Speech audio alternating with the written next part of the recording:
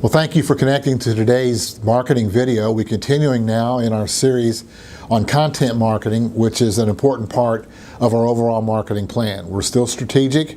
This entire video series is about strategy designed to help marketing directors of churches, nonprofits, perhaps you're a book author. The entire series is designed to help you get a good start with a strategy. Strategy answers the question, what should we do? And then we get to the tactical discussion of how should we do it.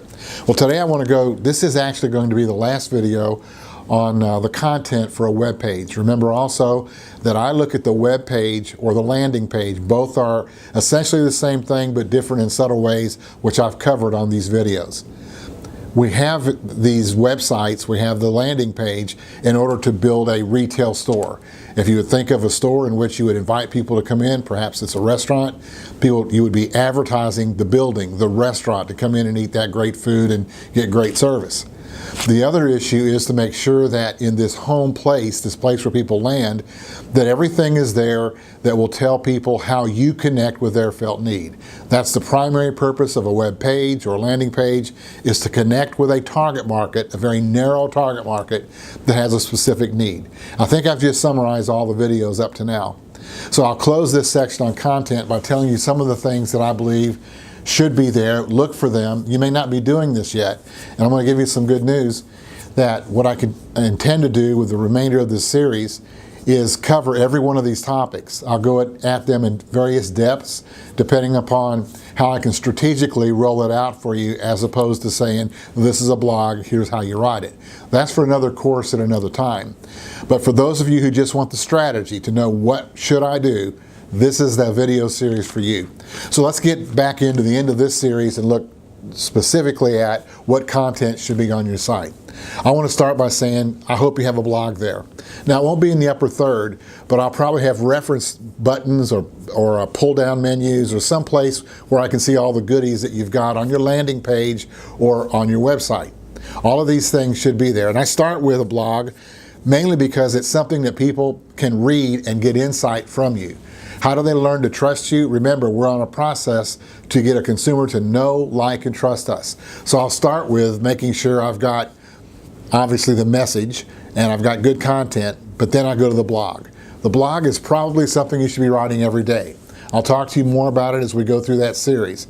Actually, next week I'm going to be speaking quite a bit about message development and how you write that message. And when I finish that, I'll start running through this list. So here we go again. Into the blog, I want to write specific information about my narrow area. For me, if I write in marketing, what I want to do is not write about the St. Louis Cardinals. Even though I like the Cardinals and I love baseball and I can write about it, that's not why people come to me. They want to read about marketing, or they want to read about how I connect ministry to marketing, particularly for churches and nonprofits. That connection is important. That's the felt need. Help me to do a better job of marketing my church or marketing my book or marketing our nonprofit show or exhibit. So as we go through that, I know that they'll learn to trust me by the amount of content that I put up and whether or not it rings true with their felt need. That I can write all day long, but if I don't connect to a felt need, I'm writing to myself. I might as well write it to my mother because I know that she'll read it and she may be the only one. But if I write to you, I have to connect to your felt need. So we've got a blog up. We probably ought to have a podcast. If you're not podcasting, stay tuned to this video series. We'll teach quite a bit about the strategy of podcasting and why you should do it. But I think a link to your podcast has got to be there. It needs to be on your homepage. Let's also consider your social media. I'd like to see you connecting to your social media. Certainly you've got a Facebook page, a Facebook business page, maybe a Facebook video or two. While I'm thinking about videos, you're certainly going to have a video series, right? You've got to have a Twitter or two. I used to do a roll of my Twitter so that when you come into my site, whatever I'm tweeting that day is live, it's on that site. You may want to look into that as well. Let's consider testimonials as more content. I'd love to see you get testimonials from as many of your satisfied customers as you can. Real testimonials, not copywritten. Testimonials for people who've tried you, that like it, that are original thinking. They may have something to say that you've never thought about. A close kindred cousin to a testimonial would be a case history. Tell me in 2 or 3 pages of content what how a person came to you. What were they before? You've seen before and after pictures. I like to write before and after blogs that expand, and that makes it a case history.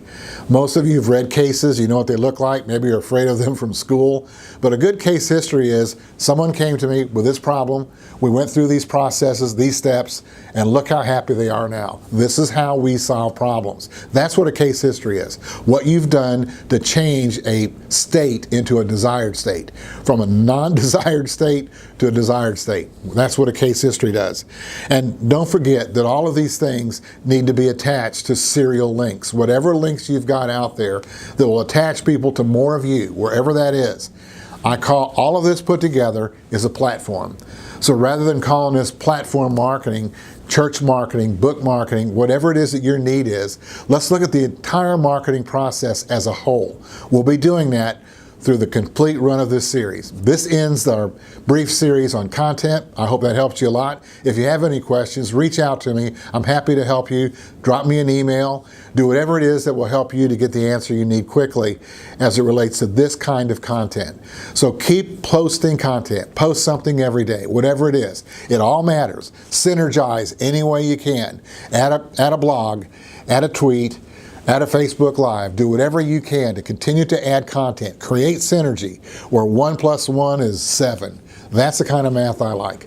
You've been listening to Steve Green on the Charisma Podcast Network, which on this video is just simply on behalf of Charisma Media. So God bless you all, and thanks for watching.